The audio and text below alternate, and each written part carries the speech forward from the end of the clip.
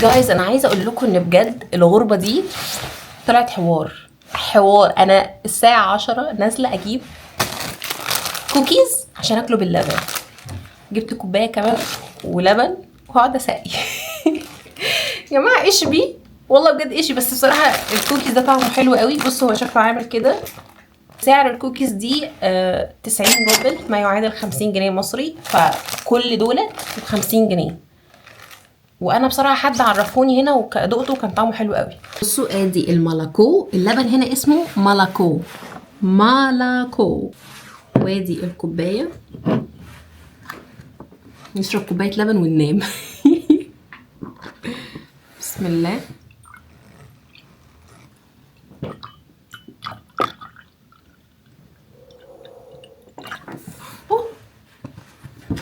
نقفل اللبن. انا بقفله كده بصوا، بقعد اتنيه كده. عايزه اقول لكم بجد المشي الساعه 11 بالليل 10 بالليل تحفه. وكمان تحطوا اغاني كده ومحدش مركز مع حد. انا بقعد اغاني بصوت عالي في الشارع، بقعد اسمع اغاني تركي. سنة sevmedim سنة özlemedim كده، فاهمين؟ بصوا هو ده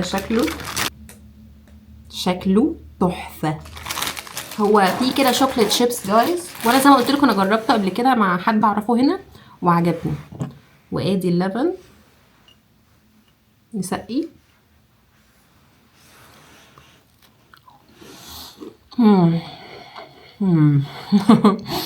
خطير.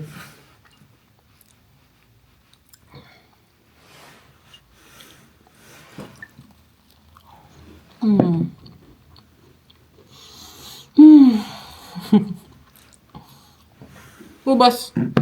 عايزه اقول لكم حاجه، انه جاي بجد انا محتاجه حد يعمل كتاب في الغربه، يعني يفهمنا ازاي نتعامل في الغربه. لان احنا هنا او انا هنا بيحصل حاجات مش طبيعيه. بقعد افكر في حاجات كتير قوي. ايش هذا من جد والله. فمحتاجين حد يعمل كتاب في الغربه بجد. والبسكوت ده اديله 10 من 10. طعمه حلو قوي